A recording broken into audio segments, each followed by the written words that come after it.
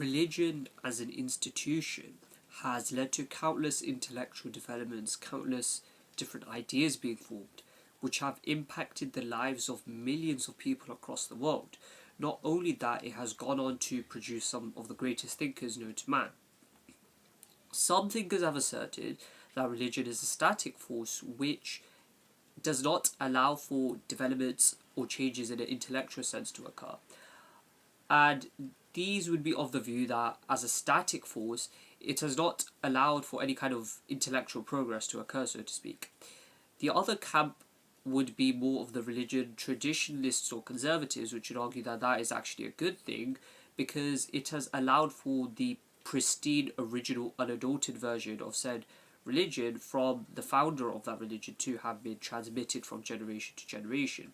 The historical reality, though, is quite different from these two naive yet simplistic notions. The reality is that religion has constantly been developing over the span of centuries and millennia, and many different ideas have formed as a result of the development of said traditions, and we can quite clearly trace the development of these different ideas.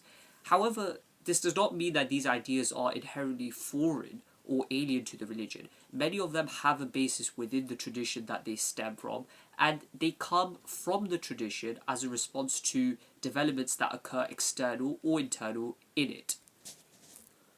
I thus assert the falsehood of the notion that religion is a static force, whether one views it as a good thing or a bad thing. Rather, religion is a constantly developing thing, and especially in theology, new ideas and new systems of thought are constantly being developed. Of course, one may say that there are certain micro trends that occur, but there are also very important macro trends. These macro trends take centuries to formulate themselves, but when they do formulate, they have a very real impact on the tradition at hand and also on the various other traditions that are in the environment of it. For example, if we were to take the Islamic theological tradition, one can quite clearly note the continuity within that tradition, but also the change in developments that occurred within said tradition. For example, one can see the rise of the Mu'tazila school, the Ahlul Hadith school, and the schools of the Ash'ari and the Maturidiyah.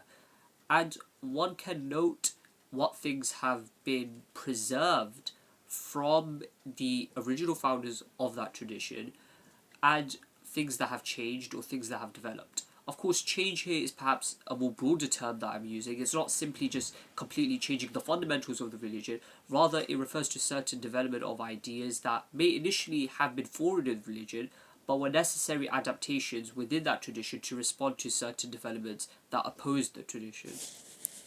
For example, we see how Muslims synthesized reason and revelation in many cases. For example, the Mu'tazila attempted to prioritize reason over revelation in response to the increasing influence of Greek philosophy within the early Islamic world. As a series of translations of the works of ancient Greek philosophers into Arabic turned into such a tumultuous event that led to the formation of countless theological schools and various schisms within the broader Sunni and Shia worlds.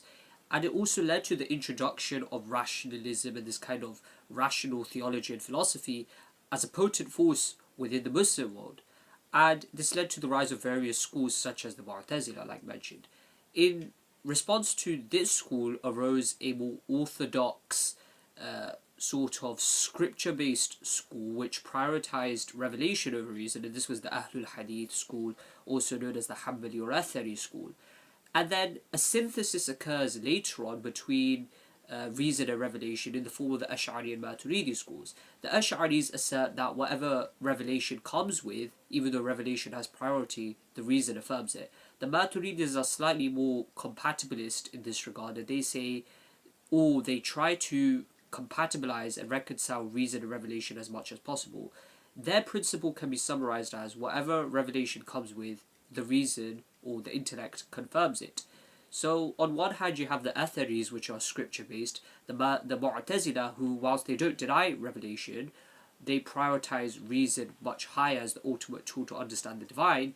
The Ash'aris and Maturidis are sort of a middle ground. You could say the Maturidis are more to the reason based side or in the middle, and the Ash'aris are more towards the scripture-based side. Yet nevertheless, they form this kind of synthesis between these two ideas. One cannot also deny the various later developments that took place within the Islamic theological and philosophical tradition, such as the debates between Al-Ghazali and the philosophers, which led to the synthesis between Ash'ari theology and Avicennian philosophy, and the later debates between Ibn Taymiyyah and his Ash'ari adversaries. Interestingly enough, Ibn Taymiyyah, although he is in essence an anti-philosopher, so to speak, he's against the use of philosophy, he's not necessarily against the use of the philosophy, but what he sees as the mistakes of the philosophers. And he also condemns the rational theologians such as the Ash'aris, the Maturidis and the Mu'tazila for what he views as their going against revelation on the basis of the kalam or rational theology. Yet, interestingly enough, Ibn Taymiyyah himself engages with the philosophical tradition. He uses many philosophical concepts, and he does integrate a lot of these philosophical concepts and philosophical ideas within Hanbali theology. And he is the first really to do so. In fact, it's well known that he was very highly influenced by the Baghdadi physician Abu al-Barakat al-Baghdadi, and he even went so far as to call him an imam in philosophy. Yes, that Ibn Taymiyyah is calling Abu al-Barakat al-Baghdadi a kind of leader in the philosophical sciences. For anybody who wants to know more about this, they can see the various works of heresiography from early Muslim scholars, or they can see the works of academics, for example on Ibn Taymiyyah by Arwara Ali Mustafa or John Hoover, or they could refer to for the debates between the philosophers and Al-Ghazali, the incoherence of the philosophers, or the incoherence of the incoherence, which was written in response to Ghazali's work.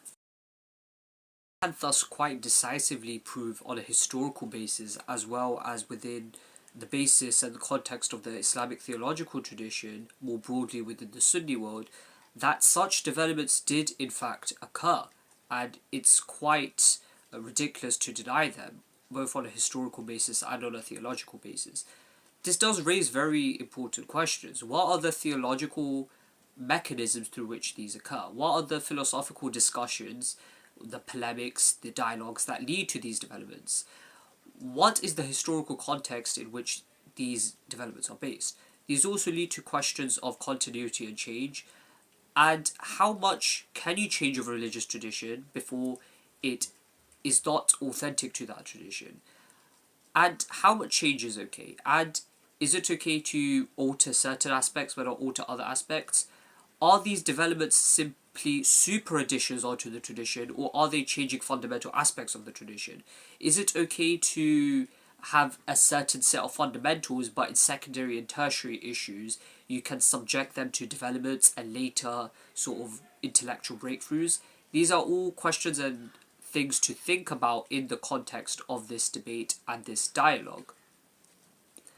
Thus, it's with this historical, theological and philosophical background in mind that we explore the development of Sunni theology within this broader Sunni Islamic tradition, and we explore the role of sort of tradition, of intellectual progress, of how we can base intellectual developments within the tradition and contextualize it within said tradition, and how these theological developments were in response to either external events or internal events, and furthermore how to understand these events in light of all of this, and how can such a religious tradition then say respond to modernity or respond to new ideas that may be invented in the future. This will hopefully be a series that I will be making on the development of Sunni theology and some principles by which we can understand these developments.